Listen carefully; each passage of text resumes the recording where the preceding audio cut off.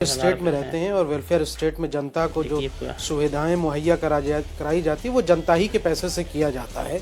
लेकिन इसमें कितनी कामयाबी मिलती है और क्या ये जनता को दिख रहे हैं मतलब बरगलाने के लिए या वोट को इन्फ्लुएंस करने के दिशा में आएगा नहीं आएगा, ये इलेक्शन कमीशन को तय करना चाहिए। लेकिन मैं ये समझता हूँ कि जब आदमी जीत जाए तब तो ये वेलफेयर स्कीम्स हो सकती है, लेकिन आप इस मोल भाव के बुनियाद पर वोट को खरीदना चाहते हैं, इन्फ्लुएंस करना चाहते हैं, ये बहुत ही गलत तरीके की हम लोकतंत्र में मिसाल पेश कर रहे हैं, नंबर 1।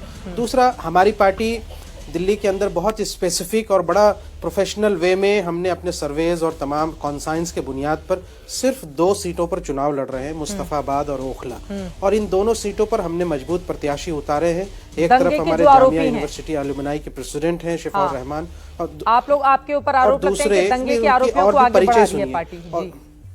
जी नहीं, उनके परिचय और भी है। शफाउर रहमान जामिया अलुमनाई के प्रेसिडेंट है, हजारों स्टूडेंट को उन्होंने स्कॉलरशिप्स दी और एक बड़े मंझे हुए यहाँ के नेता हैं और जनता के बीच उनकी बहुत अच्छी पकड़ है और बहुत समीकरण जबरदस्त हो गए। दूसरी तरफ मुस्तफाबाद में वो कैंडिडेट जो पिछली बार पार्षद आम आदमी पार्टी से थे और वहाँ भी जनता उनको पसंद कर रही है। उनके सर्वे में आम आदमी पार्टी में आप देखेंगे तो ताहिर हुसैन ऊपर चल रहे हैं। हम 2 सीटों पर लड़ रहे हैं। हमारी जो दूसरी पार्टियां हैं, कांग्रेस है, आम आदमी पार्टी, मैं उनसे कहता हूं 68 सीटें हैं आपके पास, आप भारतीय जनता पार्टी को हराइए, हम आपका साथ दे रहे हैं।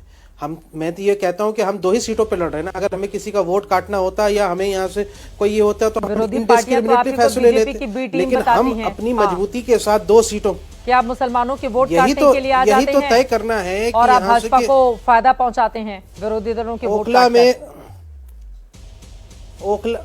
ओखला के अंदर जो ये बीजेपी के जो प्रत्याशी हैं मनीष चौधरी, उनका स्टेटमेंट आप उठा के देखिए, वो कह रहे हैं कि हमारा सीधा मुकाबला एमआईएम से है, कांग्रेस और आम आदमी पार्टी फाइट में। तो हम ये कहते हैं कि जब हमारा सीधा मुकाबला बीजेपी से हम लड़ रहे हैं एमआईएम, तो फिर आम आदमी पार्टी और कांग्रेस वोट काटने क्यों आ रही है यहाँ? ठीक है। और कांग्रेस ने जिनको टिकट दिया है वहां पे 5000 वोट लेकर के आए थे ये लोग पहले।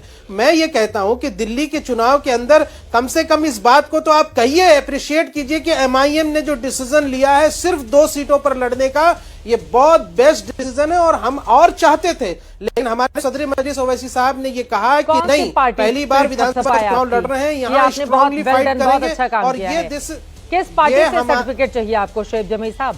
नहीं, ये हमें किसी से सर्टिफिकेट नहीं चाहिए, हमें तो जनता का सर्टिफिकेट चाहिए। और जो इल्जाम लगाते थे कि भाई यहाँ से इसको जिताना, अरे भाई हम खुद को जिताने हैं, मैं फौरन लौटती हूं। ठीक है, अब विशाल मिश्रा जी हमारे साथ जुड़े हुए। देखिए, वो कह रहे हैं कि मोल भाव कर रही हैं सारी पार्टियां, हम कम से कम मोल भाव वाली राजनीति में नहीं है विशाल मिश्रा जी।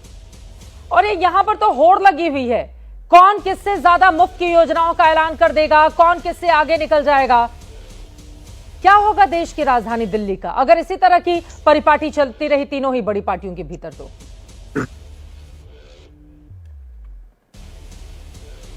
देखिए चित्रा जी, जो आपका प्रश्न है उसके अनुसार कि अगर यही चलता रहा तो बात सबसे पहले तो यह है कि एक होता है कोई बात कहना और उस बात को पूरी प्रतिबद्धता के साथ पूरा करना, और एक होता है कि सिर्फ चुनावी घोषणा करना और घोषणा करके निकल जाना, उसके बाद उस पर कोई ध्यान ना देना। तो वेलफेयर स्टेट का कंसेप्ट होता है कि कम से कम आपने जो कहा है उसको आप जनता के कल्याण के लिए पूरा करिए। इसीलिए भारतीय जनता पार्टी का जो पत्र है उसका नाम है संकल्प पत्र, ताकि क्योंकि भारतीय जनता पार्टी चित्रा जी जो करती है, जो कहती है वो करती है, और उस पर आदरणीय प्रधानमंत्री नरेंद्र मोदी जी की गारंटी है और वो दिखती है। अब आप देखिए, इसमें नया कुछ भी नहीं है। महतारी योजना हम देख रहे हैं चल रही है, लाडली योजना हम देख रहे हैं चल रही है, जो कहा है वो किया है। घर बनाने की बात है तो लगभग 3 करोड़ 22 लाख चित्रा जी पीएम आवास योजना के अंतर्गत बन चुके हैं, और 2024-25 में 2 करोड़ का टारगेट और रखा गया है। ये कोई झूठ बात तो नहीं है, जो बन गए हैं, डाटा है 1 मिनट के लिए। आयुष्मान योजना से 50 करोड़ लोग लाभान्वित हुए हैं, तो उसमें अगर दिल्ली में दे रहे हैं और 5 लाख का और कैप दे रहे हैं तो क्या दिक्कत है? लेकिन दिक्कत तब होती है चित्रा जी कि जब आप चुनावी वादे करके निकल जाएं, उसके बाद आप उस पर तनिक भी